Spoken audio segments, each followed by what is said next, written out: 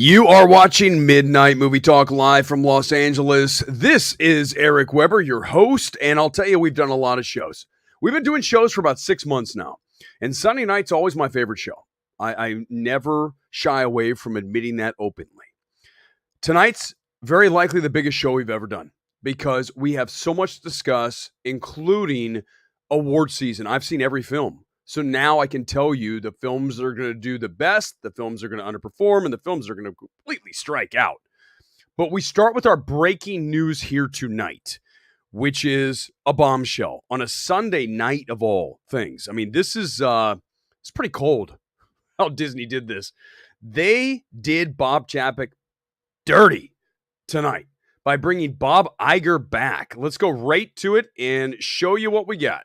Here's the exact official email from Disney via Deadline. They actually printed the whole thing, so I love reading this stuff.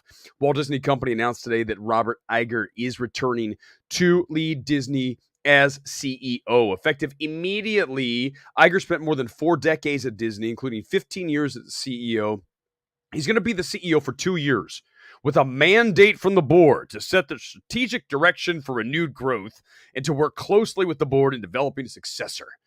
We want to thank Bob Chapek for his service to Disney over his long career, including navigating the company through COVID, blah, blah, blah, blah, blah. Okay, so the article, I looked at the Deadline article. It's good. I think the better of the two articles does a very good job of laying this whole thing out is over at the Hollywood Reporter. So here it is. Disney shocker, Bob Iger returning as CEO, Bob Chapek exits. So let's go down here. A stunning turn of events. I mean, it is stunning, but if you think about it, it's not as stunning as you really want to make it. Because we know this is a company that has been dealing with some serious financial setbacks, right? We've had a number of films that have entered the marketplace that have underperformed over the past year. I mean, you really highlight Lightyear, right? You look right at that one and you say, what a bomb, right? I mean, it only has 118, I think, total domestic. I think worldwide it's under 2. It's a film that's lost them hundreds of millions of dollars. Okay, this is a film that it was a complete bomb when you look at it from a financial aspect, and what an underperformer. Everything about it was just a disaster for Pixar and for Disney. And then you look at, remember that Disney purchased Fox. So when they purchased Fox, they ended up with 20th Century's, upcoming films included Amsterdam. One of the worst films of the year and very likely the biggest money loser of 2022 in all. I mean, it's going to lose over 100 million minimum for them, maybe more. And then you look at a number of their shows that have not been successful Disney Plus as they wanted. They have those numbers. They know what they wanted to hit. And then they start to say, well, we're not hitting those numbers, so we have a problem. I think the other thing is, and it dovetails perfectly into what we're going to do right now, which is Sunday box office. So it really works in conjunction nicely tonight because we are looking at a second weekend for Wakanda Forever that was down 63%. Now, I know that you're going to say that's what typically happens with a Marvel film or any large blockbuster, any tentpole in the marketplace. You're going to get that big opening weekend and then a massive drop, 60% plus. But remember, there's nothing of significance that would give it trouble in the marketplace right now. I mean, the menu open, that doesn't count. Plus, that's the Disney film, so they wouldn't obviously put a head-to-head on that. So they knew that wasn't competition. You got nothing else. You really have nothing coming up this weekend for Thanksgiving. And I think the problem is what we talked about the night it came out of Black Panther Wakanda Forever. I told you guys, it's an incredibly underwhelming film. And there were some people that are still out there defending this film. I'm telling you, the general reaction to Wakanda Forever is, it is weak. It is not a great film, and I'm again right on these. I'm very rarely wrong on these film evaluations, okay, guys? I've got 4 big ones tonight, okay? We've got The Whale, we got Women Talking, Bones and All, and The Menu. I'm going to talk about all 4 and evaluate them, where they stand in the awards landscape. But when we go back and we look at Wakanda Forever and what it delivered, or more importantly, did not deliver for the audience, and you wonder why this thing is not doing as well, this is another reason why Iger's back, because you have situations like this. Doesn't it feel, we talked about it after Wakanda Forever, we need a Marvel timeout. And that is the worst news Disney could ever hope to get, because they need the MCU. I mean, that's the one thing they can bank on. But even that is starting to feel major league stale. I just saw the latest Ant-Man trailer. I'd never watched it until today. When I watched the menu, there it is. Is it Quandramania? Whatever the hell the name of the title. That, first of all, it's the whole movie. Okay, so I'm like, okay, great. I've seen the movie. I've seen Ant-Man 3. And the second thing is, I'm just sitting there going, I'm done with Marvel for a while. Like, I think I might even sit Ant-Man out. I mean, I'll see it, okay? But I don't care about it. I don't even want to see it. I want to move to Guardians, and even then, I just need a break. During awards season, you see glorious films, things that really turn you on and things that get your juices flowing. You go, this is what I want to watch. This is filmmaking. Aftersun. Today, the menu. Women talking. We've got to talk about women talking. I mean, it is much better than I anticipated. I'm talking like light years better. So that was a shocker. Bones and all. The issues I have with Bones and all, at least it was an interesting film. So when I'm watching stuff like that, the artistic, cinephilic, just a little more, upscale stuff, right? It's not the MCU stuff. It just starts to feel the same, doesn't it?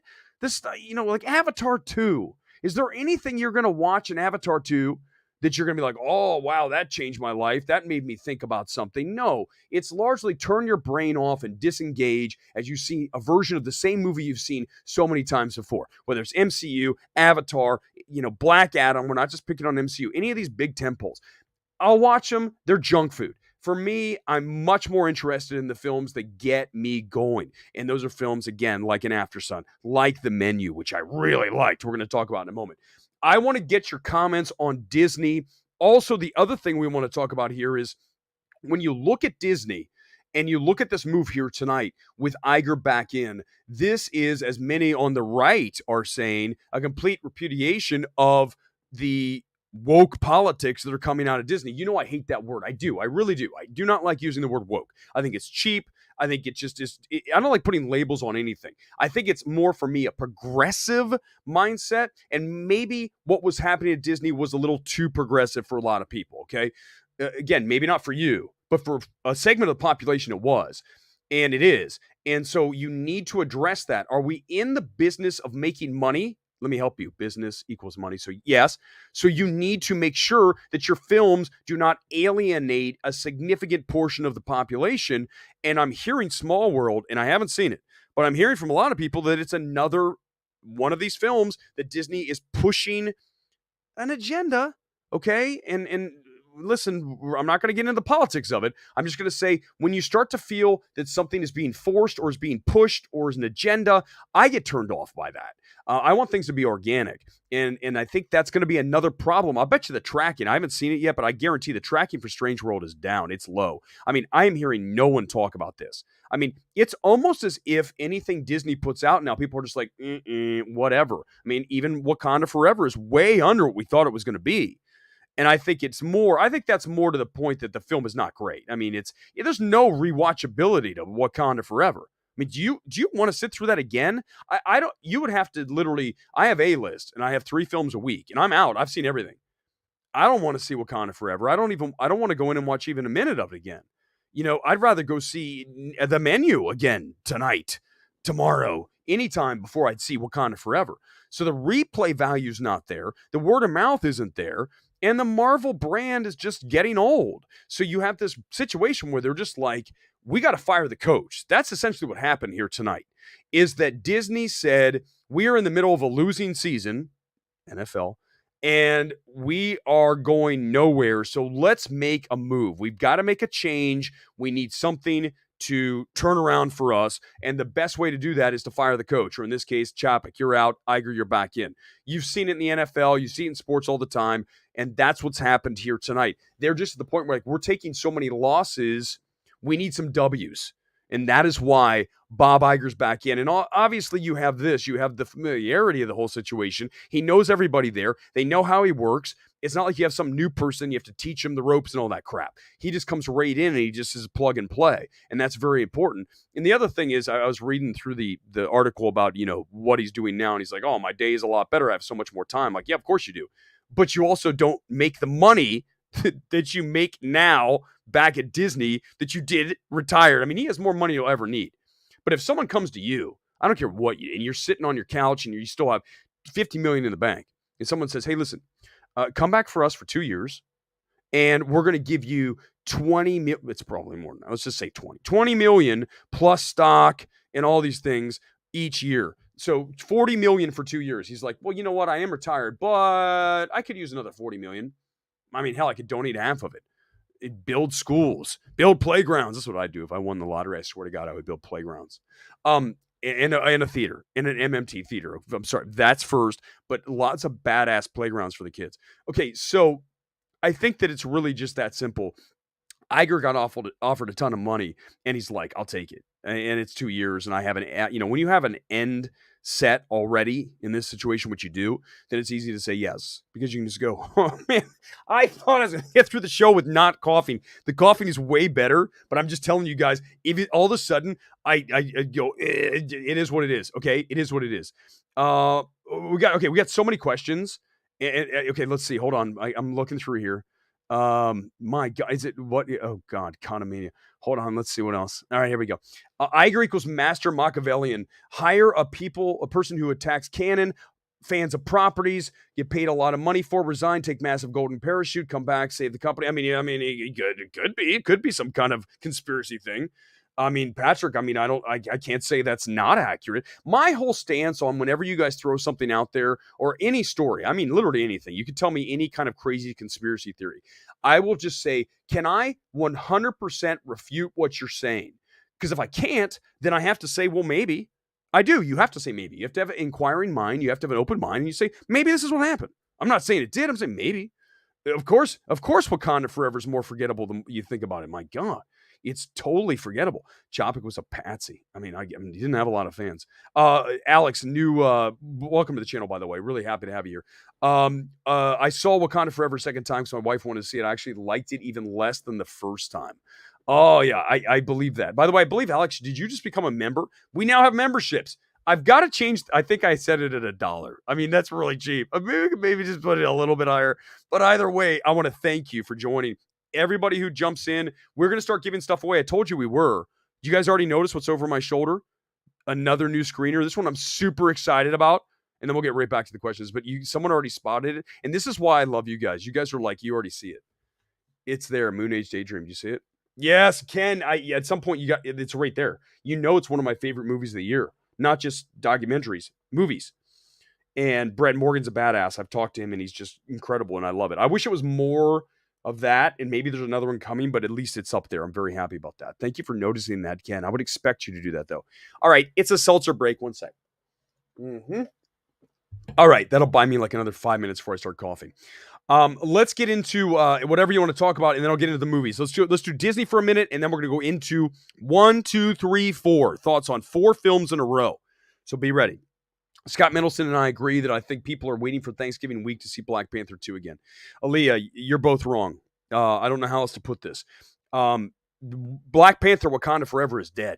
It's over. It's not happening. It's a film that does not have the buzz, right? You know, you can tell when a film has buzz, and that doesn't mean it's making a ton of money. It's like a feel in the air. It's the zeitgeist, as everyone calls it. I've been calling that for years, and I know that's a term that's been around forever. But it's really about gauging the ungageable by just paying attention to the surroundings, whether it's Twitter, whether it's going to a movie theater, listening to people, just kind of being an eavesdropper and kind of figuring out what the situation is. I'm telling you, no one's talking about Wakanda Forever. Do you know anybody that's still talking about this movie? Like, nobody's debating it. Nobody's discussing it. There's not even any kind of conversation going with this film because it's not good. And I told you guys from day one, I was the first guy to say it, and many people have come in and told me I was right. Namor, someone told me the other day, and I said, I didn't ask for this, and they said, I watched Wakanda Forever. When Namor comes out of the water in Wakanda for the first time, when you're supposed to go, oh shit, it's Namor, look at that badass. Doesn't happen. And the reason why is because they miscast Namor. I'm 100% right. Give me a like. I know you know deep in your heart that I'm right. That he's not the right guy. It's not a personal thing here. Acting is brutal. It is ruthless. One of the jobs you're going to do whenever you do something, especially as an actor, you're going to get critics. God knows I have plenty. But the point is you have to be able to deliver. He didn't. He wasn't. And also, Ironheart, the girl's that's not the right. They cast it wrong there. So you already are at a major disadvantage with two new characters that you didn't get right in the casting room. I don't know who made those calls because I know the casting director, Finn, she's done a very good job picking people like Chris Evans, but Chris Pratt for Star-Lord. She told me that story at an awards party that she had to fight for Pratt. And I love it because Pratt was the perfect guy for Star-Lord. But whatever's happening now, whoever's casting, whoever's making those decisions, they made a mistake on both of those. Those are both miscast. You need to cast younger for Ironheart, and you need to cast more jacked for Namor. I'm going to keep drilling on that because I'm right. You got to get a guy who literally looks like just the body of not maybe The Rock, but like Wolverine. And we're going to do, by the way, I forgot, I did not put a physique critique in tonight.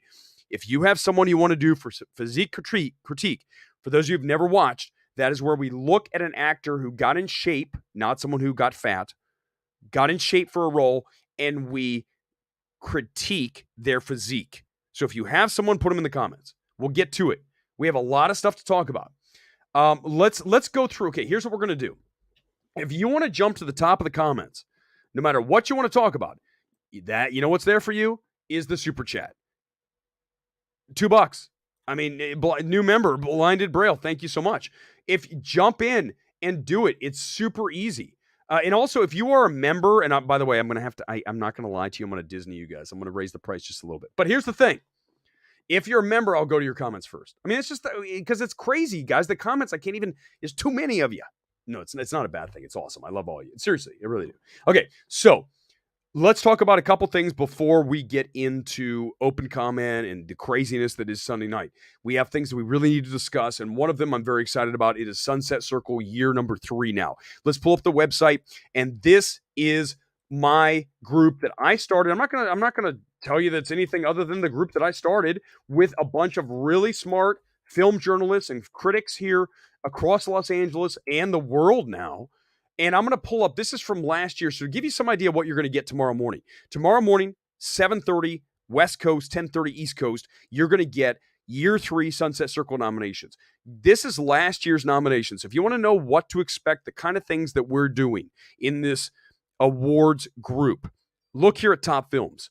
Okay, Being the Ricardos, listen, at the time it was hot. We felt okay about it, but that was maybe okay. Belfast, Coda, Cyrano's freaking amazing. Dune, which ended up winning our top film. Don't Look Up, I think is a very good film. Obviously, it's here. French Dispatch, one of Wes Anderson's best films. King Richard, great film. Power of the Dog, best directed film, one of, certainly we saw last year with Jane winning. And then Spencer, a film that really deserves so much more love. We had it in top films. You didn't see that at the Oscars, did you? Go through this, go to sunsetcircle.com. But here's what I'm going to tell you. Tomorrow morning, you're going to get year 3. All of the 15 categories go out. And it has been a real chore to figure out where all of these films fit, where the performances work best, where the directors go, what films shine in cinematography, in score, in screenplay. We talk about extracting elements from films. And when you're able to do that, you're going to see a very diverse range of nominees tomorrow. So be ready for that. And I'll tell you, one of the things I'm very happy about, I finished off all the films. I'm done.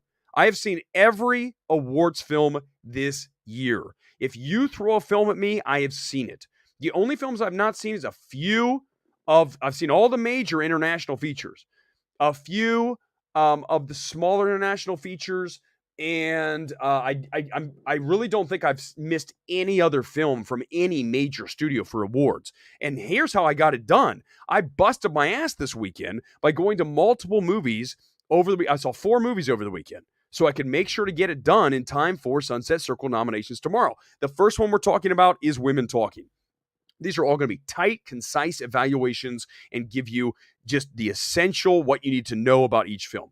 Women Talking is the most surprising film I saw this weekend. It is a film Sarah Polley has directed, one of the best films, directorial efforts of the year. It is not, the shame of this film is that it's called Women Talking. It should be called The Colony. And when you see it, you'll know what I'm talking about. It should be called The Colony. And the story is far more than what you've heard. It is not Mass in a barn. Mass is a bore. It's a very difficult film to watch. This film has performances, screenplay, direction, and it also has something I never expected from this film. I'm only going to say, and I promise you I will not ruin it. I think MGM is doing a disservice to the film because they are hiding. In a way, the trailer really needs to sell you. The trailer does a very job of selling this movie. You guys, I'm going to tell you. I'm not going to tell you what it is. There is a twist in Women Talking that I literally went, holy shit, what? Like, that is the level of shock that I was in the screening room on Saturday afternoon when I go, what's happening? What's going on? And I'm telling you now, when people see Women Talking, they're going to suddenly be talking about this film that everyone just thinks is some run of the mill because the title sucks ass. The title should be The Colony.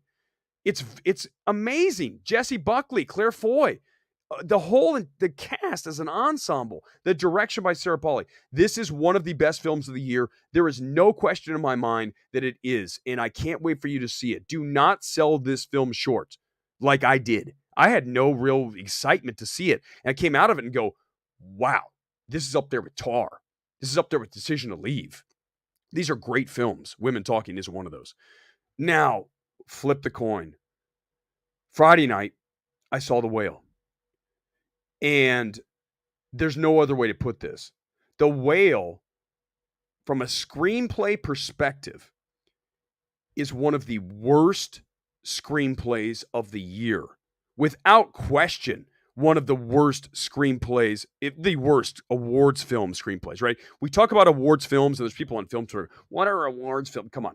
Awards films are films that come out from generally October to the end of the year in the window so they can get their Oscar nominations and, all the various critics groups like Tomorrow Sunset Circle. So when you look at The Whale as a screenplay, here's what I expected The Whale to be. I'm not going to give any spoilers. I'm just going to tell you what without watching a trailer, because I don't watch trailers. Here's what I thought. All I knew was that Brendan Fraser was gigantic, right? He's hellaciously overweight, morbidly obese. And I said, okay, I like that. I heard he's good, and he is. He's very good. But the problem is the situation that Brendan Fraser's in is not the one I'd write. Like, I literally wish I could take Brendan Fraser in The Whale, his character, and just rip him. Now, I'd need help. I'd need a lot of help to get him out. I mean, I'd need like a forklift, but I need to get the forklift and get him out of the film. Oh, God, here come the people saying I'm fat shaming. No, screw all you guys. And then I'm going to stick him into a film directed by Rose Glass and set like in a small town and not in one fucking room of his house for the entire movie. It's a play, if you didn't know. And it literally is in his apartment for 2 hours. You talk about a boring film. I got up. I had to cough. I'm not going to lie. But I got up, would go to the back. Is it the London? So London is the screening room in West Hollywood. And Brendan Fraser was there. Sadie Sink was there. And so was Hung, the actress. She's very good too. Okay. That's it. 2 coughs. Now, so I go to the back. Coughing like I am right now. By the way, I don't have COVID, so don't tell me I have COVID. Okay, so I go to the back and I'm like, I don't know if I want to return to my seat. I mean, I was in the back and I could see the screen and everything, and I'm just going, this movie's terrible. Like, The Whale's objectively horrible. And the thing is I should have known something was up, because remember The Whale screened in Venice and got that, 15-minute standing ovation for Brendan Fraser. And yes, we can do that. That's fine. Brendan Fraser, we can do that. But the rest of The Whale is certainly not worth standing up for and applauding. I mean, it's worth like walking out without making a sound. It's bad. It's a bad film. And I think that, going to the after party afterwards is very awkward, because you're in the room with Brendan Fraser, Sadie Sink, and Hong, the other actress, and she's there, and I'm just like going, I don't, in these situations, I've told you guys, I'm very bad at putting on bullshit and saying things that I don't believe in. So in that case, I ended up hanging out in the corner. Menzel was there, and I talked for a minute. I told him how much I did not like the film, and he was kind of shocked. But I go, it's bad. It's bad."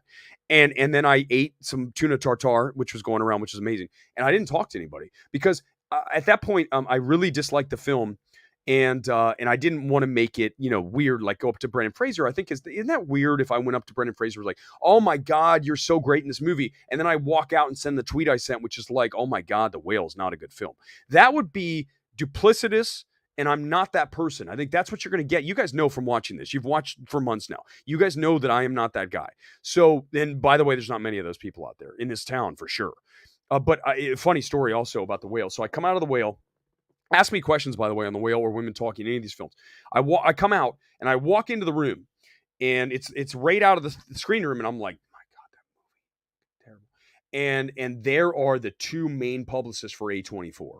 Okay, I'm not going to say their names because I'm already inside baseball a lot, but it's okay. You guys, I try to bring you into these situations. So there they are. I walk in the room, and there they are, the two national publicists for A24. They go, "Erick," so, and they're aware of who I am. I'm not saying that for ego. I'm just saying, again, I don't have time to BS. And they go, "Erick, so what'd you think?" And I see if I can replicate the face. I went like this. I mean, I went. Yeah, this, and they looked at me like, "Oh God, oh God," and one of the publicists said something to the effect of, "You're not going to babble on this, are you?" And I go, "Wait a second, what?" They were aware because I told you the publicists all talk. The studios all know where you sit on films. That's their kind of their job to know, like, this person's in our camp, this person's not. My Babylon destruction is very well known, and they were very aware of that. And I go, guys, I got to be honest with you, because I go, my exact words were, "I'm going to have to nuke this film because it's terrible." The Whale is so unfortunate for Brendan Fraser because he is by far one of the best performances of the year. Now, I'm not going to say he is the winner after watching it, and especially because the film is so bad. I am not going to be able to say that he's going to win walking away. I think the door is open for Austin Butler here. I really do. For me, if I was casting a vote, it'd be tough. I'm just telling you, there's an opening here, because I think when people finally get to see The Whale, and not the Whale that stood up for 20 minutes at Venice and at wherever else it played in Toronto and Telluride, not that Whale. The Whale that played a Friday night to no one making a sound, not because they were bored out of their damn minds. When that Whale gets seen, then you're going to see Fraser, I think, go down. Now, this is a thing I want to talk about too, as I really want to really discuss The Whale, because I think it's important, because it is Brendan Fraser, and I want to make sure that everything's on the table here. When we talk about Brendan Fraser, we're talking about a comeback story for sure. I mean, it's very hard not to, fall in love with that, and to just think about that Brendan Fraser's back, and he's such a nice guy. I mean, that's all that anyone says. And everyone who talked to him on Friday said he's just an amazing, very kind soul. And no one's arguing that. No one's discussing that part of it. What I'm going to say is that you still have to be able to stay focused on the performance, the film, and all of this, even if it is a comeback story. So the win cannot be just about the comeback story. Now, I'm not saying it is, but I'm saying it can't enter into the conversation to the point where that's why you're voting. Especially if you have someone who's ranked higher, or someone that you thought was better, that's a weakness that you've got to get rid of. And it gets back to what we always talk about when you evaluate films.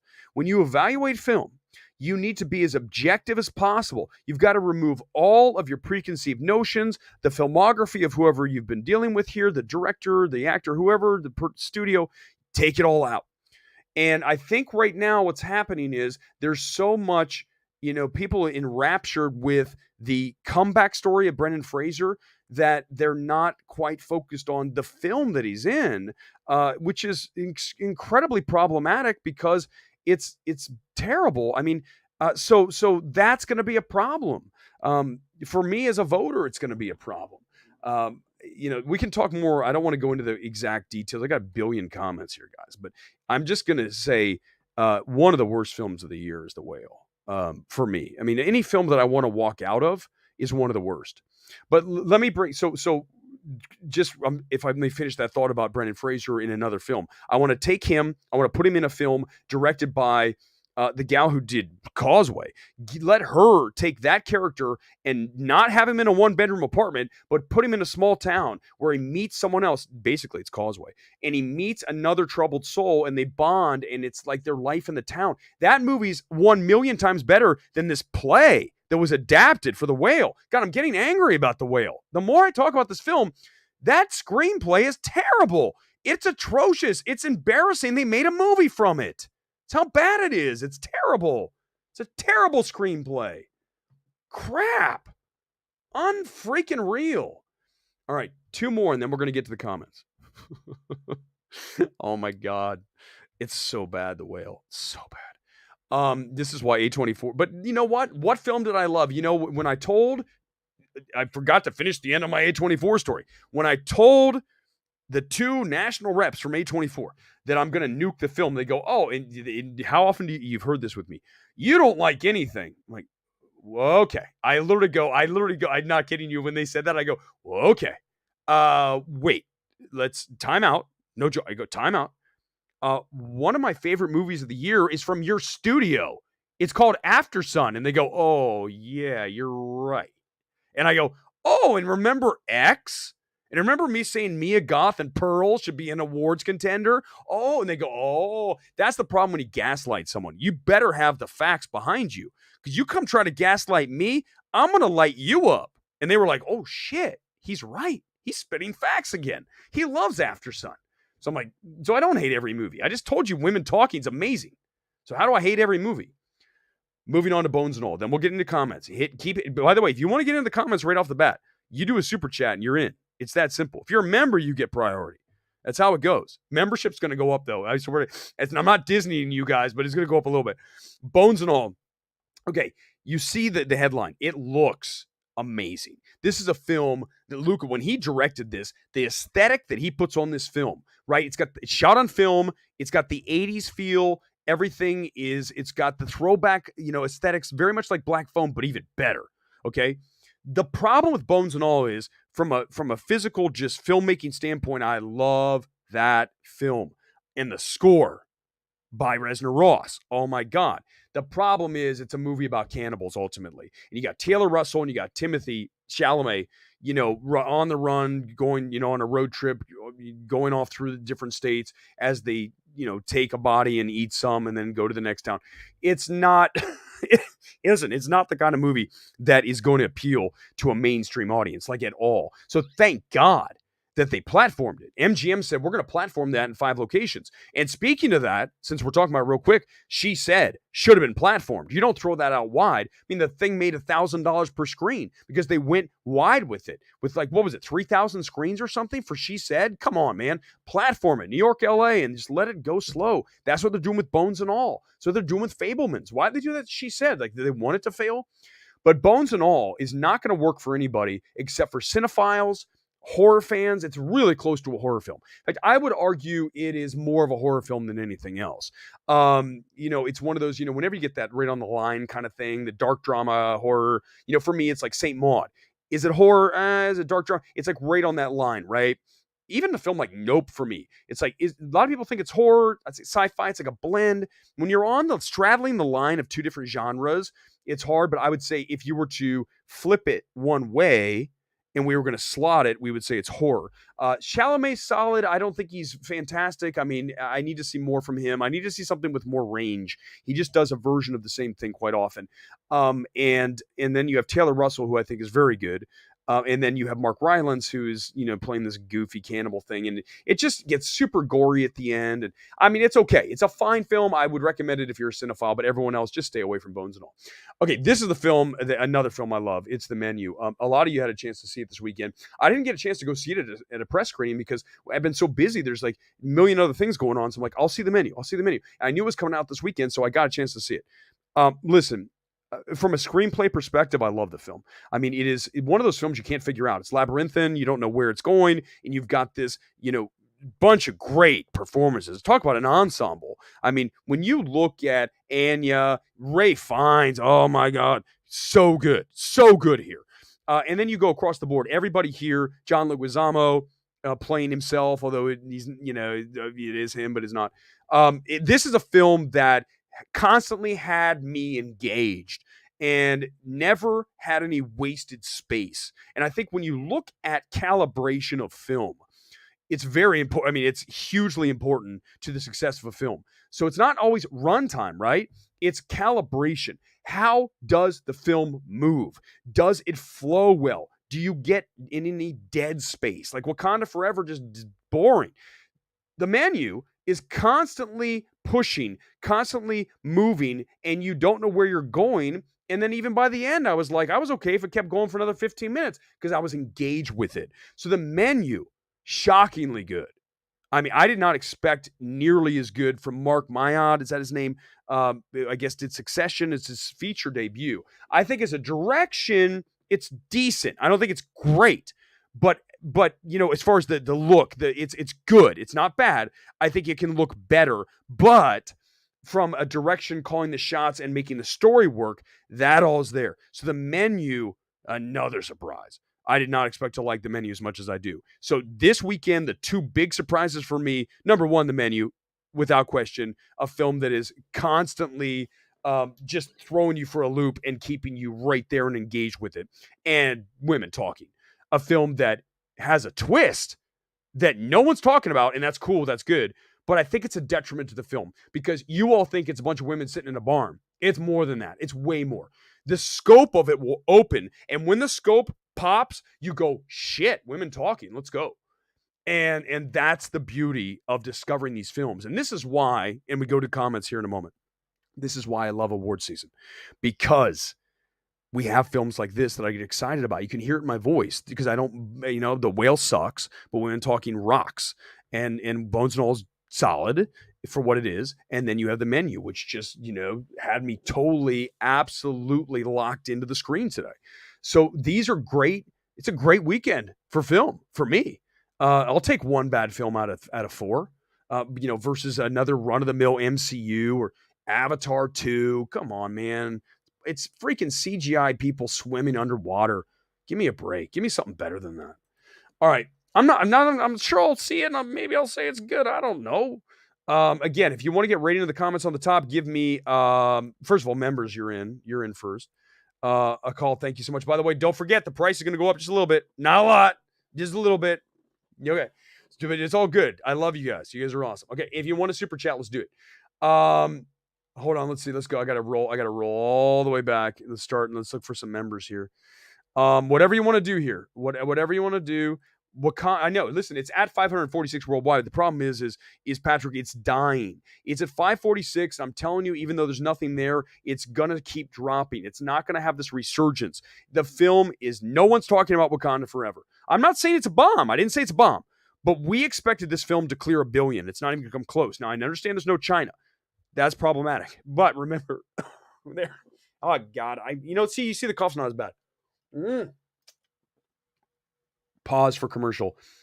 Clear American cherry limeade, drink of champions right there. Non-alcoholic. I probably should drink something alcoholic. If I get an alcoholic sponsor, of course I'll drink that. Oh my God, so true. How about it? I want a cheeseburger after watching The Menu. It is the without spoilers. Ray Fiennes cooks a cheeseburger, and you're like going there. Oh my God, this looks so good. Anyone want to hit me? let's talk about The Whale. Hold on. Let's see if there's any whale comments here. Give me a second. I'm going to go through here.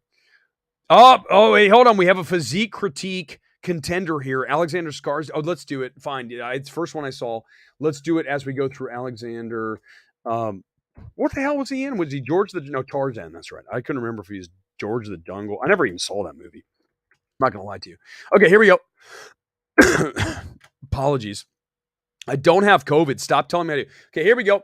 All right, so Skarsgård, give me a second. He was eating what 7,000 calories a day. I don't know if I buy that. I don't. Hold on, I'm pulling it up. Give me a second. I gotta make sure I get the right tab. Okay, here we go. So here's Alexander Skarsgård. He got up at 4:30 to his workout, 7,000 calories a day. Okay, here he is. Okay, so let's zoom in. This is okay. Here's what I will say. First things first about his physique. The first thing I'm seeing is it's almost his physique is a hybrid of Brad Pitt in Fight Club and Hugh Jackman in Wolverine, right? He's like he's right in between the two. He's not as big as Hugh Jackman or quite as ripped, but he's got more muscle and a little and more definition than Brad Pitt did in Fight Club. So it's actually a pretty good. I mean, if you were to ask the ladies or guys, what physique, I think they'd say this is good. He's got good traps. I told you I go to the gym. You guys know I hit the gym. My traps just won't do that. I'm trying. I really am. But I think a lot of it, I'm not going to lie to you guys about this. See if there are more pictures of him. There he is now. Come on. Is there another one? I mean, we really just need, there he is. Okay, there he is running. There's the GIF of him running around. He looks good. I would say he maybe, for Tarzan, it's good. For a superhero, it's good. He still looks better than Namor, right? Still looks better than Namor. I would give it like, for what it is, like an 8.5 or 9. I know I'm hard, guys, but I'm just saying, I feel like I might have him in a few areas, but that's the beauty of the physique critique. Aaliyah, thank you for the suggestion. Is that when we do this, most people can't do this, right? They can't do it because if you have another YouTuber who tries this shit, they're like, why don't you show me what, I go, okay, you want it? Okay, fine. You guys, just because there is someone out there doing that right now. So fine. You guys want to play that game? We'll play that game and we'll move on. It's getting wild here on a Sunday night. Hold on. God knows I sent a shirtless selfie within the last few days. Give me a second. You guys are all like, oh God, here it comes again. No, but the point of it is when we do this, when you're having something like the physique critique, you have to be able to walk the walk, right? You can't like do physique critique and then you're like a bucket of mush. Okay, here we go. Can you guys see that? There, that's okay. So I'm just gonna say that's me at the gym. This was yesterday. That's me at the, maybe it's Friday. That's me at the gym. It was Friday. And you can see, like, I mean, there's, first of all, I'm gonna make one thing perfectly clear. Whenever I take these pictures, first of all, yes, I know who's in here right now. Josh was in here going, it's the same angle. Screw you, Josh, is what I got to say to you. Screw you. But here's the reality of it. I have never once done any photoshopping in one of these things. So I just want you guys to know that. So what I'm saying is whenever we do the physique critique, you have to be able to walk the walk, right? So I'm just saying I think I can. So that's why we do it. So back to Skarsgård. It's good. I'd give it an 8.5, 9. But thank you, Aaliyah, for that. Now, no one has to come in here and say, look at you. You don't know what you're talking about. There's got to be somebody. Gore's here. Erick's all about the abs. I mean, listen, it is a good buy. Me or him, I don't know. Disney version was a better film. Oh, you're talking about him. That's funny. I love it. Woohoo! Alexander Skarsgård. He is a good looking dude. I might get some hate for this, but I felt like the menu did a better job of pushing some of the same ideas Triangle Sadness. Very interesting you say that. I agree with you 100%. The Menu is a better film than Triangle Sadness. I think Triangle Sadness has a lot of good things. The problem with Triangle Sadness is two more very important things about Triangle Sadness that are to its detriment. One, overall length.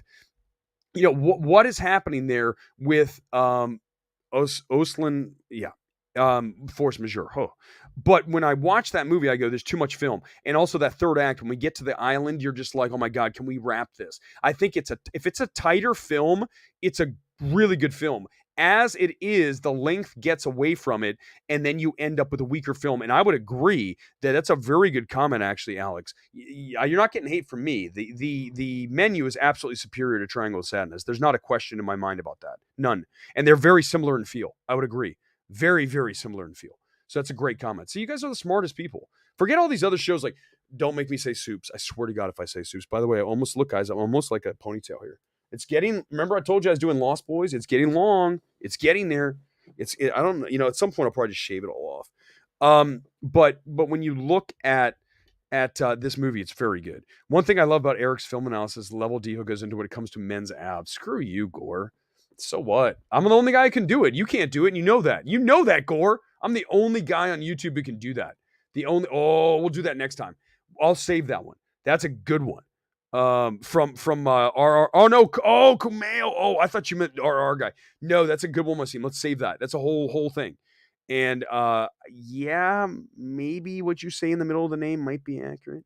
A20. Listen, Aftersun JM. Welcome to the channel, by the way. Another hit of I should get sponsored by Clear American. Best seltzer water in the universe. Aftersun really should be A24's award prior to this season. I agree 100%. Absolutely spellbinding, heartbreaking debut from Charlotte Wells. I've been telling so many people that you need to see this film. Like, you need to carve out time out of your schedule and go see Aftersun. Now, I know the mileage is going to vary, but I'm telling you, the people that are greatly moved, or I would just say shattered by Aftersun, far outnumber the people that are like, this is nothing. I heard someone call this, and this is, I'm not going to tell you who said it, but when I hear someone say nothing happens in Aftersun, I wonder, man, how deep are you? Like, your soul isn't very deep, because Aftersun requires you to access a level of spirituality. And once you are there and you are bonding in, communally on the soul to soul level with what Charlotte Wells does in Aftersun, you will be shattered. You'll be left a puddled mess in the theater like I was both times. The second time, even more so than the first, because the second time I got to see how it locks in even more. There are things that happen in Aftersun. The level of mastery of the thread of the storytelling that she does and nothing happens. Oh my God. I can't even, when someone said that about Aftersun, I'm like, I can't ever listen to you talk again. It's like the ultimate, the ultimate, I said dick shrinker, but you know what I mean? Like, oh my God, we're done. I can't even think about that anymore. You thinking nothing happens in Aftersun, like, oh. Listen, Aftersun is spiritually on another level. And there's only a few films that have done that for me, and two of them that come to mind are A24. It's Aftersun, and you talk the one over my shoulder here, Ghost Story, right in the corner here. Let me get rid of the comment, but it's right, you guys can see it's right down, it's right here, underneath Moon Age Daydream. Ghost Story, the end of that just left me in a mess, and same with Aftersun. When you hit the spiritual threshold, when your film does that, then you are in rarefied air, and Aftersun is by far one of the best. My shoulder and bicep game is strong. Thank you, Supremos. I mean, and it's not bad. I mean, I've worked on them, so thank you. I appreciate that. Christopher Reeve wasn't shredded. You're right. The suit helped him, but times have changed. I think he's a big, like, Christopher Reeve was not a little guy, right? He had some size to him as far as the height. And now, obviously, I don't know. I never met Christopher Reeve, but I felt like he was at least like 6'1", 6'2". Let me see how tall he was. Hold on. Christopher Reeve. I'm going to guess he was at least 6'1", which is, for an actor, that's not short. There's a lot of actors that are like 5'8" and shit. Okay, let's see how tall he was. He might have been taller than that height. Hold on. Someone's going to 6'4". I knew it. He's 6'4". So hold on, here it is. So he's 6'4". And that gives you the stature, right? So 6'4". So he just has already the height. When you're taller, obviously it's going to make you look bigger, right? I mean, I'm only about 5'11". I'm not saying I'm short. I'm also not like super tall. So but I don't, I'm not like 5'7". But Chris Reeves at 6'4" is a good height. But we're off the chain. What other show is talking about Christopher Reeve's height? How tall he was? Nobody. That's how niche we are. That's the nicheness of MMT. Nobody can touch this. Get your shit out of your Gore. I took that's a selfie. I have long arms. How dare you say someone else takes pictures of me? If you want to come and do that, Gore, I'm totally good with it. If you want to follow me around the gym, take pictures. Right? Black Panther 2, mediocre at best. Been far better recast or minimum a hero's finale. Disappointed to hear the whale's a bomb. Excited menu. Yeah, all this is right. All of these things are right. All of these are correct, like always. We always do here. We get them right. We nail them. We should have started Bros. Alan, you could be the third wheel. It'd be a weird thing. We'd all hang out at Mickey's. Chris also has abs, six packs. He has one. Yeah, that's true. He does. Alan Ings here. I may have an. Yep, there it is. Could Angela Bassett get an Oscar nom for Black? Let's go. Let's do awards. Anything you want to do awards, let's go. This is a good time to do this on a Sunday night because I've seen everything, so I can comment on every single film. Whatever you throw at me, I'm going to be able to tell you. Angela Bassett could get an Oscar nom for Black Panther 2. I think so. It's weird for me. It's right on the line of not enough. Like it's almost there, but for some people it's enough. So it's one of those things that I think it's very much in play. It's Angela Bassett. It's of all the awards things for Black Panther, other than I can see costume, production design, but I mean this time around everything is so far inferior. Like just so many levels down. Ludwig score, everything about it is worse. I would say Angela Bassett's the number one thing that Wakanda Forever has going for it when it comes to awards. If you ask me, what's the one thing? That's it. How dare you, Wasim, say that he's the MVP of film courage? You know what we should do? Why don't we do a show where the two of us sit in chairs across from each other and we debate a film? Why don't we do that, Gore? You would lose. I would take you to the woodshed. I promise you I would. No. Yeah. Why don't you step into the hole? I'm the linebacker waiting for the fullback. Bring it, boy. 6'4". Good job. I knew Tayag already had me before I Googled. I don't know why I bother. You guys are quicker than me.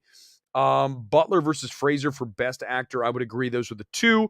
I think when you look at Best Actor, let's pull it up. Let's pull up Awards Ace and look who I have. Now, I've got to update this. And then tomorrow, remember, guys, 7:30, Sunset Circle at Sunset Awards on Twitter. You are going to be able to do to check that out. Let me show you here. Okay, so here's Awards Ace. Let's go over Best Actor. Look, I've got ads all over the place. That's terrible. No, I'm kidding. I'll take money. It's all good. Here we go. Best Actor. Okay, so here are your key contenders. And really, I'm telling you right now, we're looking at 6, and it's that simple. So really, you're only talking about removing one of these guys. Okay, so I've got Austin Butler, Elvis, Tom Cruise, Maverick, Colin Farrell, Banshees, Brendan Fraser, Whale, Hugh Jackman, The Sun, Bill Nighy, Living. And I've seen all of these. And if I'm telling you who I'm not putting in there, like no chance.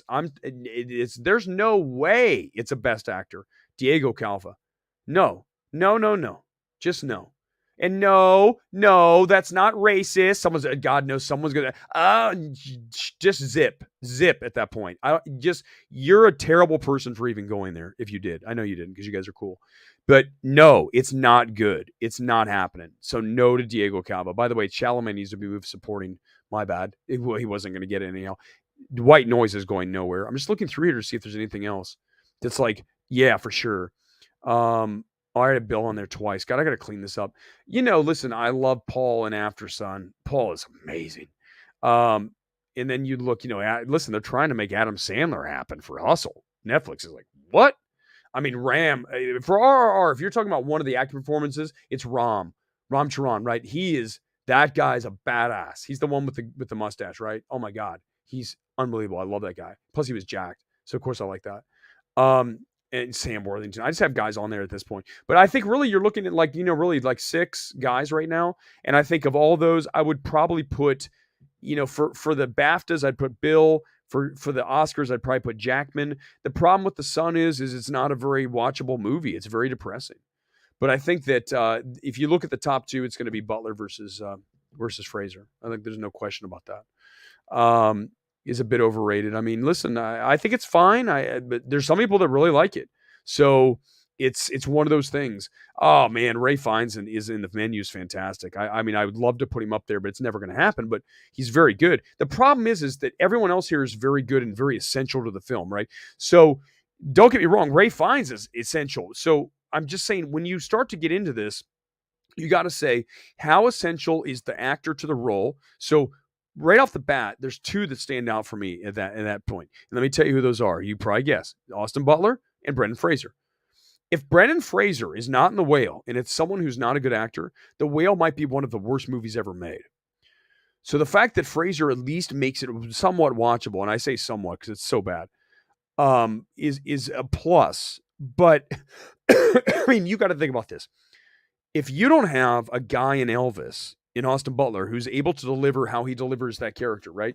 And it becomes Elvis Presley, then that movie's going to hell. So Austin Butler is right there. That's why the two of them are the 1-2 for me. And Colin Farrell's very good. It's a very understated performance. I don't love Banshees of Inisherin, but if you're going to tell me one thing, I'm going to tell you Colin Farrell, and then I'm going to go with Gleason after that, and then that's about it. And also the sister, she's good in supporting. The problem with supporting is that supporting's a pain in the ass. Supporting has so many options. You guys, it's every single year. I say this every year, and we're saying it again. In supporting actor or actress, you have at least 10, minimum 10, maybe 15, maybe 20 that you could pick 5 from and be good with. There's no wrong answers here. So when you're looking at supporting actors, for example, right here, you're looking at Bassett, Buckley, Chow, Carrie Condon from Banshees, Dolly from Triangle. They're pushing that. They're working that. Laura Dern, because it's Laura Dern, even though it's not that big a role. Claire Foy's great in Women Talking. And you ask me the question, is it Claire Foy or is it Buckley? I'm telling you, flip a coin. It's that close. I mean, for me, it's almost like you can't do it. It'd be like, I always bring it back to the NFL draft. If I was drafting number 1, and, let's just say that I had to pick between Claire Foy and Jessie Buckley, I'm telling you right now that I am going to flip a coin. Who is texting me and stop texting me? I'm in the middle of a stream. But here's the thing, is that you flip a coin. But look, Hathaway, Armageddon Time, Nina Haas and Tar, Jonelle Monáe, Glass Onion. I mean, she said Carey Mulligan. There's too many. There's too many. So if someone gets shoved out, it's not because they were better or worse necessarily. It's just luck of the draw this year and every year almost. So if you ask me Foy Buckley, I'd say I'd give Foy the nod, but it's very close. I don't even know if I can't even know if I can say that. And I know you can't do that, Gore, because you're afraid of me, and I don't blame you. I don't blame you. Ron, cause Namor? Oh no, wait, because I said that Namor was miscast? Yes, please. I don't need, please, no people coming in here. You hate Namor because you're against it. Oh God, forget it. Stop. What's seen without spoilers? Women Talking have similarities to. Oh, wait a second here. Wasim, wait a minute. I can't say anything. I'm just gonna say. See, 2 coughs, not like 10. I'm going to say that when I was in the middle of Women Talking and about halfway through the movie, I go, what the fuck is happening right now? I went, what? I was like, someone made a mistake? Are they running another film in here? What's happening? It's not quite Barbarian, but it's kind of like Barbarian, where you go, what? And I think we need to talk about that because it makes the film so much better. So we need to make everybody know that there is a twist in Women Talking so that you all want to go see it. Because when you see it, you'll be like, shit, yeah, that's so much better than I expected. I guarantee everyone who sees Women Talking, who thought it was going to be something blah, blah, blah, they're going to come out and say it's great. I sat there with Paul Hardister, my good friend. Stop texting me. Paul Hardister, and it was, he's very smart. Paul Academy Picks on Twitter. Very smart guy. I trust his opinion a lot. I don't trust a lot of people's opinion. I definitely don't trust Chris Core's opinion. But when Paul, we came out and we stood around and Jeff was there too, Jeff Ewing, and I trust Jeff too. Don't get me wrong. I'm not saying that. But Paul looked at me and goes, I think I saw a movie as good as Tar, like that good. And I'm shocked. I go, 100%. I can't even believe like the level of what I expected from Women Talking versus what I got. And it's because largely the scope. No spoilers. You need to see Women Talking. It's a great film. I can't answer that question, Wasim, but I might have just answered it. Do you have any cute effects immediately after watching Smile? The movie's so special. For instance, after you left the cinema, did you feel the first girl was directly behind you smiling? No, I didn't. It is creepy. I told you the story about my second screening of that. I went to see it at a press screening, then I saw it on that preview night. There was this kid, and you can ask any of my movie Twitter boys. It was the weirdest thing ever. I'm going to tell you the story again because it was so weird. This kid, younger guy, maybe he's in his 20s, was sitting down in the row I was in. It's like the row with, it's the handicap row, but there's some seats that you don't have to be in. Okay, so anyhow, he's there and he's weird. He's a weird dude. I could tell. You get like this vibe. This guy's weird. So in the movie, he was like talking and stuff, and the movie started, and then he started staring at me. He was like this. No, check this out. He was like this, looking at me, not at the movie. Like I'm on the side. He's looking at me like this, and I'm like, this is weird. And he had just, and I looked over, and you gotta understand when I get like pissed, I'm like, even my buddies in the back saw it. I looked over and I go like this. I go, watch the movie, like that loud. Watch the movie, and dude was like. So I don't know what his deal was, if he was drunk, if he was high, whatever it was. I was like, dude. So that was the creepiest thing about Smile. I sat next to this guy that was weird. Aaliyah, new member. Let's go. Interested in your opinion on Nai if he'll take Cruz's spot. BAFTAs, yes. I don't think so for the Academy. I've seen Living. I like Living. It's a very simple, very sweet film, but it is not. It's not a best picture film. It's not a best director. It's not a best screenplay. It could be a screenplay. I like it. It's good. It's not. I don't want to discard Living like that. But I also just want to say that Maverick's a better film for me. It's a superior experience. But I do like Bill. But it's a very understated performance. So I feel like what Tom Cruise, and I know a lot of you are going to say he doesn't have a scene. He doesn't have that Oscar moment. I would argue that the whole thing with Iceman, right? The whole thing with Val Kilmer is a moment right between the two of them, and then just the fact he has to carry the film. He is Maverick. I know that's so obvious. He's Maverick. No shit, Eric. But again, when you are in charge of carrying the film, that's the lead actor's job. Then your success rides or falls based on that. And that's why this is perfect discussion right now for Diego Calva. If you want to say Diego Calva is the lead and he deserves to be nominated for Babylon, everyone else I just mentioned, every single one of these actors we went through, from Butler to Cruz to Bill Nighy to Hugh Jackman to Brendan Fraser, they all make the film better. They carry the film. Diego Calva does not make Babylon better. I'm not saying anybody. Let me stress this. Nobody could have made Babylon better. It is a flaming dumpster fire of a film. But he can't raise the film. So why are we talking about him for Best Actor? Do you see how you got to think about this? It's that simple. And when I explain it to someone like that, they go, "You're right." I'm like, "Well, why didn't you think about that before? It's not that hard. You're the lead. You've got to make the movie better, and you do." And Diego Calva does not make Babylon better. I'm not saying he makes it worse, but he doesn't save it. It's bad. Ryan Gosling in Gray Man is not good. I don't think he's good. Ryan Gosling is. I love me some Ryan Gosling. Like, I have some man crushes. Brad Pitt, Ryan Gosling. There's more. Those are the two that come to mind. There's way more. But okay, those are two to start. And when I watch Ryan Gosling, and here he is on the Gray Man popcorn box.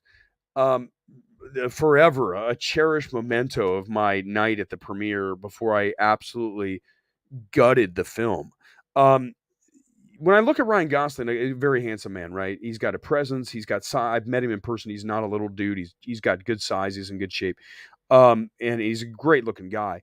But I think he plays a little stiff at times. And I think what's weird about Gosling is when you watch him, when he should be a little looser, you watch things like Crazy Stupid Love. When you watch the new guys, right? God, I always forget the name of that film.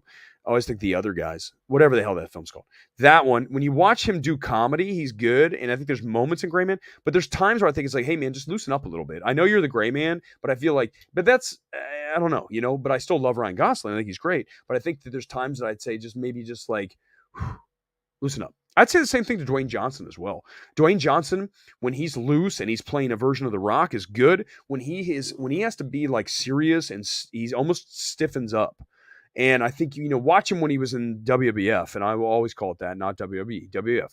When he was there, he was just a character, right? And he just was over the top. The more he leans into that and has more of a thing, it's like this show. If you go back and watch the show from back in March, I'm not as loose. Why? Because you get better over time. You figure out what it is. We're an audience. We're a community. I know you guys. You guys know me. So you're just more at ease. And I say things I never imagined I would. But that's the beauty of it. And I think The Rock still needs to work on that. I'd say Gosling needs to work on that. These are little things. Because these are I'm always thinking about ways to make things better ultimately. All right, we're over an hour. I'm not doing 2 hours tonight. I got Sunset Circle nominations in the morning. I'm going to do a 10-minute warning. 10-minute warning tonight. If you want to get in, super chat me, you're in. Anyone else, you're going to have to wait. I'm going to get to it when I get to it. And I agree with this, Ken. The menu is Ready or Not meets Clue. It's very Ready or Naughty, right? Very Ready or Naughty. And I say one thing about Ready or Naughty, the one thing I like about it is that it's both a Searchlight movie, right? And why am I saying that? Because Searchlight always delivers good films. Searchlight, I don't know if they've ever, and I mean ever, delivered a dud, a straight up terrible film. Someone tell me one, because I can't think of it. Even recently, Night House, badass. This is menu's great. Ready or Not, unbelievably great. Nomadland. I mean, go back into this year, Empire of Light. Good film. Not a great film, good film. But, we got to talk about Empire of Light at some point. I mean, I've kind of told you guys, it's not really a great film because the screenplay's not there. But everything else is, which is the weirdest thing when you watch a film. When everything else is there and the screenplay's not, it's very rare you have that happen. Empire of Light's one of those films. But when you look at Searchlight and their track record, you're talking about one of the best studios in their batting average. Their batting average is way up there in the 800s, 900s. I mean, most studios don't have that number. It's not even close. Which one's 250 million? Was Babylon, or are you talking about Wakanda? Wakanda has got to be. It was Black Adam 2. Black Adam's like 2 something. I know I'm like way behind on the comments. Let's go to the new comments and go back. Oh, Ron, really? Okay, what kind of photos you get membership? Oh my God, I should. I'm not doing an OnlyFans thing. Okay, Darren, thank you for joining. By the way, really appreciate it. Less than 10 minutes. Get your questions in right now. The Rock is an actor. He's The Rock. I might be true. I mean, I love him. He's great. He's stiff because his abs are so hard. Oh my God. Please don't babble. What? You think it's good, Alan? It's fine. It's not great. I'm not saying it's terrible. I'm saying it's not a best actor. That's what I'm saying, Alan. Come on, Alan. Don't you. Can you confirm the rumor you've been cast as Tony Stark variant? Oh my God. Can you imagine? Listen, I'll tell you what, I told you I could go right to set. And the hair's got to do. I mean, the hair's. I told you I'm doing a Lost Boys thing, but it's not really kind of. I don't know. It's not doing what I want it to do. Okay. You know what I'm starting to call if the stream's almost over. But I could walk onto the set and you don't have to give me like this. I've got the suit. I'm ready. Give me the suit. Give me like a 38 regular. I'm ready to go. Let's go. Let's size it down. Let's go 37 regular on the suit, slim fit. I'm gonna look good. Let's go. Let's make this happen. Yeah. Well, no, listen, it's a weird movie. I mean, Smile's a weird movie. Thinking Tar is the front runner for best pick, but it's secretly rooting for Banshees to win. Oh no, did I say Banshees is the one I have to run down the street with the torch? Did I say Banshees? I thought it was Babylon. I don't think I said Banshees. Did I? Shit. Someone please find that. Oh, that's right. You're right. Okay. I did say that. My God, I forgot. If Banshees of Inisherin wins Best Picture, I'm going to burn a box of Lucky Charms out in the street in absolute defiance to that because it's not great. It's fine. It's not a Best Picture. That would mean, by the way, if it wins, that would be 2 in a row that are not great. Coda, but I mean, Banshees is better than Coda from a filmmaking perspective. But Coda followed by Banshees, that might be the worst 1-2 punch the Oscars ever had. Ever. But yeah, let's pray that doesn't happen. I could play Mr. Fabulous. I don't know who that is. Less than 10. 5-minute warning. 5 minutes. I'm rapping. I'm like the clock. I'm speeding the clock up. The Fablemans. Oh, good luck. Have fun with that, Ken. Have fun with that. Is Banshee of Inisherin worth seeing in the theater? Kyle, I would say no.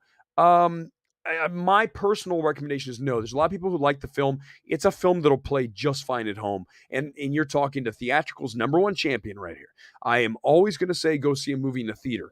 And if you can, and you have A-list or something like that, yes. But if you're going out of your way and paying money to see Banshee of Inisherin for the theatrical experience, I would suggest you can get the same thing at home. Very few films. That's not true. Forget what I just said. some films do not need to be seen on the big screen. And Banshees is one. I would argue even The Menu does not need to be seen on a big screen. More films from this year. Elvis needs to be seen on a big screen. Top Gun Maverick, big screen. Decision to Leave is going to be better. I think you probably could watch it at home. The smaller the scale of the movie, the more you can watch at home. But I'm always going to take the theatrical experience. I mean, even The Whale. Talk about a film that you can watch at home. The Whale. My God, it's in his apartment the entire time. That's it. What a bore. Can I just go off? Can I just go off one more time on The Whale before we end the stream? Can I just for 5 minutes, if my voice holds up, say how bad that film is? Okay. Let's nuke The Whale. Okay. I already did it, but I'm going to try to really laser focus on the real problem with this film. The screenplay. Not a single character in the screenplay feels real. The performances are so erratic. And then you end up with Brendan Fraser having interactions with characters that you're like, this is even a real person. This feels forced. Any movie that feels like it's trying so hard to do something manipulative, that's The Whale. It is going, I'm telling you, the stock on that film, you should sell. If you have stock in The Whale, sell it now. Milan, thank you, got in for the super chat. Here we go. What film was the biggest letdown of the year? This is a great question, too. Not only did you come in with a super chat, you came in with a hellaciously good question. The biggest letdown of the year for me, based on my expectation of what I wanted to see versus the reality of what I got. The Whale is way up there. Way up there. Okay? The Whale is near the top. Other films, The Fablemans, Babylon. I've seen them all in the last 2 weeks. Those three stand out without question. Okay? The Whale, because you know what I just said. The screenplay's terrible. The Fablemans, because the screenplay's not good and the movie's all over the place and it is saccharine and it feels completely inauthentic. And I do not like The Fablemans at all. So that was and I wanted to love it. It's Steven Spielberg's life story and it's not good. That's a problem. And then you end up with the last one of those, which was Babylon. Oh, Babylon, considering how much I really love Damien Chazelle, I think Babylon might be the number one most disappointing film of the year. This is a film that I said months ago here, and I can go back and find it. You can find it. I said, if you're going to put all your money on one film to win Oscar's Best Picture, you're going to put it on Babylon.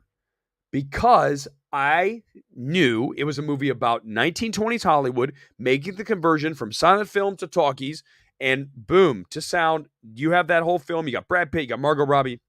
You've got this film about Hollywood.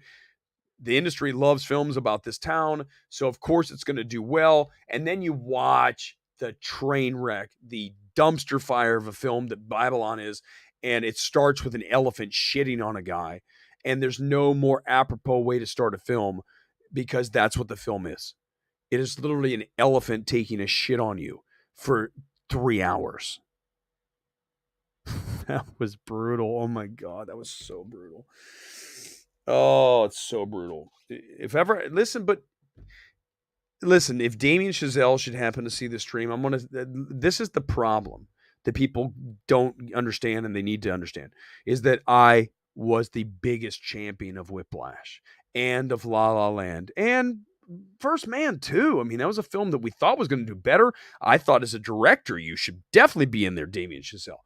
So, just because I'm saying your film is horrible, which it is, Babylon, doesn't mean that you're terrible. It just means that was bad. Listen, I've done a bunch of these shows, right? You can go back and watch them. They're live. We don't do any tape shit here. Everything is live. There's been some elephant shitty shows. It happens. You guys can come in the comments and say that. That was a terrible show. And say, yeah, you're right. And you know what? I'd still say, cool, let's do it again. We're still going to be boys. So if Damien Chazelle understands the fact that you can miss, and you missed hard. I mean, you missed the entire target. I mean, the arrow went flying so far beyond it. And, there's a scene in the movie where Brad Pitt's in this thing and this spear comes in and almost hits him in the head. That's the movie. That's that too. It's got the elephant shitting. You got the spear almost hitting him in the head. It's you can't even hit the right thing with the spear. I should really write a review at this point of Babylon. whenever they allow us to open it. I can't. I'm not reviewing the film. I'm just saying it's terrible. So anyone who comes after me, wait a second, he's breaking the embargo. It's terrible. It's fucking terrible. The holy trinity of suck: The Whale, The Fablemans, and Babylon. That would be true. The suckiest 3 awards films that I basically saw back to back to back. I don't recall any awards season ever watching 3 films of the inferior quality that those 3 films are: The Whale, Fablemans, and Babylon. Don't even ask me to put them in order. Like, which film is the worst of those 3? Shit, man. I'd be here like till we have a 24-hour stream. I'd be like going, well, it's really hard. I mean, they all suck. So, yeah, I did move RRR up. I'm not going to lie about that. RRR's got some momentum in a weird way. I think that here's why, and I'm glad you asked this question. Before Kyle, thank you by the way, for joining. Really appreciate it. Oh God, so I got to get to this. I'm going to go back to that. The Rock versus Austin. Oh my God. Listen, Austin's back. How old's Austin? He's got to be like 50, right? I mean, Stone Cold Steve Austin, when he was the man, oh God, was there any better character than Stone Cold? No. Versus The Rock, 2 of the best ever in one ring. I might have to pay to see that, or at least find it on the dark web. Shh, I didn't say that. Don't tell anybody. Thank you, Solomon, for that. That was good. I noticed your website, RR is moving. Okay, so here's why. Because the reason RR is moving up and other films are moving up, and by the way, I've got to go back in there and rearrange, because after seeing these films, I'm moving them down. Did you guys notice? I told you guys, let's pull it up one more time. I told you I was pulling Babylon out. It's gone. It's not on the big board. It is down into category number 2. Okay, hold on one second. Let me pull it up. So category number 1, the heavyweights, okay? So the heavyweights, here we are. I just did this the other day, so thank you for, actually, this is a good comment. Okay, so right now, these are the heavyweights in order of strength. And to show you how unbiased I am, what is the number 1 film right now in order of strength? It is The Fablemans, okay? Now, I would never put it there, but based on these people that are, I don't know what movie, The Fablemans, what are you watching, you guys? What fucking Fablemans are you watching? It's terrible. It's a terrible film. You can't say the last scene. The last scene does not save it. Okay, I'm going to tell you something that no one's... You ready for this? This, because I'm angry now, and you guys, I'm biased, I'm going to tell you something that I didn't want to tell you. I'm going to tell you. And you're only going to get it here. I'm not going to tweet it. So if you guys want to send it out, it's your thing. No, you know what? If I say it, I might get... The studio is going to be really angry. The studio is going to... I don't need another studio angry at me. It's something about The Fablemans. I'll let you guys imagine what it is. I almost said it. Okay, so let's go through this. Since we seem to be adding people, so I guess we'll go a little longer. You guys are killing me. Stop making me talk.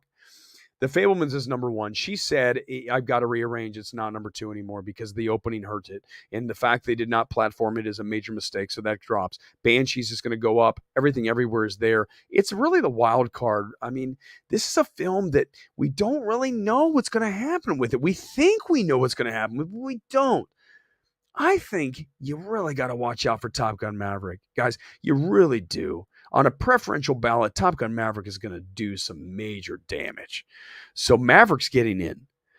And the reason, let me pull up. So RR is now in here. It's now like, it's in the list. It's like down there in the second list. By the way, The Whale is dropping down. The Whale is out. I have it at the end. I'm glad I had it there. Women Talking's going up. Black Panther will go down. Empire Light stays the same. I'm going to put Women Talking up. I'm going to put Women Talking up by ahead of Elvis. Women Talking is very good. Okay, so here's what I'm going to say about RRR. As it, moves up awards ace list, it's now in the middleweights and it's climbing. The reason it's climbing is because I have now seen all of the films and I know what is worthy, what is not worthy, what is generating buzz, what is working when I go to parties out here and I talk to people. And I'm telling you now that some of these films are falling. They're dropping. And what happens when a film drops? Something has to rise. And RRR is the film that is rising. Now, is it rising into the top 10? No. But it is climbing. And I think as the weeks continue, we're very early here, we're going to see it climb. Okay. So remember, when you go to Awards Ace, I'm going to do this for every category this week. But right now, Best Picture is in descending order of strength. So everything is in order until you get down to the bottom. And then it's just like a shit show of whatever you want to pick because it doesn't matter. They're not getting in. So right now, The Fablemans is the number one draft pick, followed by She Said, but that's dropped. I'm going to take She Said down to like 5. I'll put Banshees at 2. I'll put Everything Everywhere at 3. I'll put Tar up at, no, actually, I'll put Maverick above, yes. Maverick's right there with Everything Everywhere. And then, Elvis isn't, these are all there. Empire of Light. The thing about Empire of Light is again, it's not a great film, but because this year is so mediocre, that it's going to rise. So, I mean, hopefully that's good. I think that was a good, like, you guys listen, I'm going to say something and I'm going to be honest with you guys, and you guys, please give me a like for this. All I've been is completely and utterly transparent about this, is that my voice, my God, is that there's a lot of people who do this award stuff and movie evaluation stuff. But I think that you guys know from being here on the channel and watching and listening and following me, and thank God for all of you, I really appreciate it, is that I'm good. I'm good at what I do. And there's no shame in saying that. There's a lot of people in this space that aren't. And they think they know things and they don't. And I'm going to put that as nicely as possible. They pretend to, they talk almost like they're supposed to talk, but they don't talk real. And a great example of that is The Whale. If you are suggesting that The Whale is a best picture, then you are telling me that you do not know how to evaluate film. I mean, I can't put it any other way. You are signaling to the world that you are not good at this. And there's no other way. It's a bad film. There's no talking around that. And also, we talked about this the other night with Babylon. The young letterbox person that had the, lots of likes on her tweet.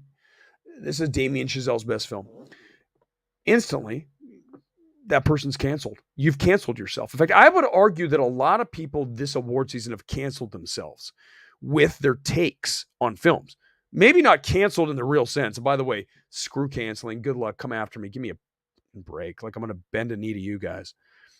But here's the thing, is that when you have, someone who's saying stuff like that, that's so wrong, that you just go, what are you doing, man? And just be careful about who you listen to. I think when you come here, you're getting the real deal. When I tell you that RRR is rising, it's not because I'm saying it because I want clicks and likes, right?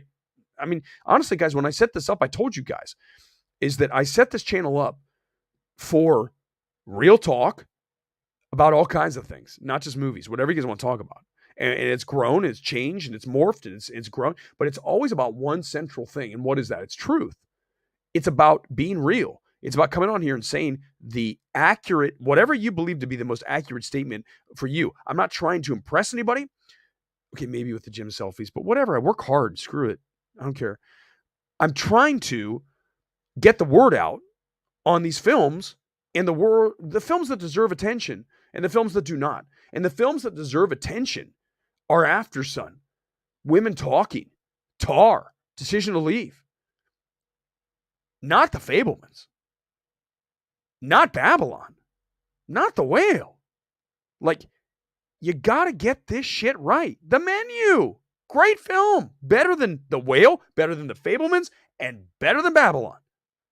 So you got to get these things right. And I caution you, if you want to do this, if you're in the space, do not be afraid. As we had the comment earlier, it was a great comment. I think The Menu addresses some of the same things that Triangle of Sadness does, but in a more effective way, and as 100% accurate. So don't be afraid to say that. And if Film Twitter says, screw them, screw those people, we don't need them. Just be you. That's the number one lesson here. Be you. Don't be anyone else. They've all been taken. I know it's been used, but it's true. All right. 1 minute warning. Truth, honesty, facts, and abs. Thank you, Chris Gore. Thank you. Shredding bad movies in his abs. Oh my God. But it's fun. Isn't it funny? Because I'm telling you right now, the funny thing. Oh my God. Thank you. I should. Okay. Oh shit. That's good. I remember I told you when I go on a rant that you guys are going to be like, you're going to have like, it's going to turn blood red. And it's like, Eric gets serious. And I go like, let's go. Let's bring it. But the funny thing is I say like a lot of these things, like when we do physique critique, the reality is, and it's the truth, Please give me a like for this. No one else can do that because you're going to laugh. You're going to go, that dude's critiquing a physique? Give me a break. Because they don't go to the gym. They don't bust their ass to do these things. So when you come from that place, you're allowed to do that.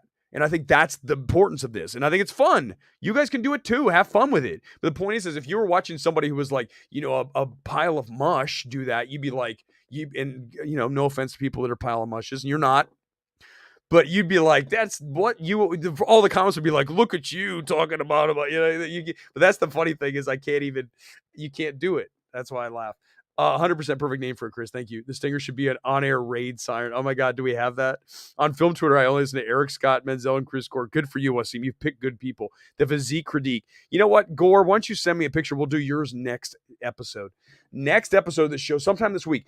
Community channel will let you know. Twitter will let you know if we're going to do a show.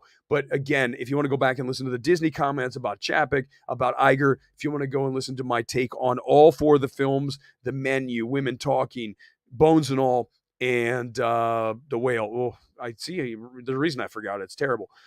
Go back and watch. It's all here for you. And as we go forward in award season, this is the spot. Forget all those other people that do this and maybe they have more viewers. Who cares? Doesn't mean they're right. Good. If we based, reliability on viewers, then that would make what? Like Soups number one? Would that make Soups number one? Because he has more views. I mean, that kid. And let me say, this is actually, I want to say it before I forget. I laugh and I said, and I thought about sending this the other day, but I might. So I'm going to say it tonight. That kid, Soups, says he's like, someone said he thinks he's going to be in an MCU movie. Let me tell you something. Soups, straight up, bro. You ain't getting in an MCU movie before me. That ain't happening.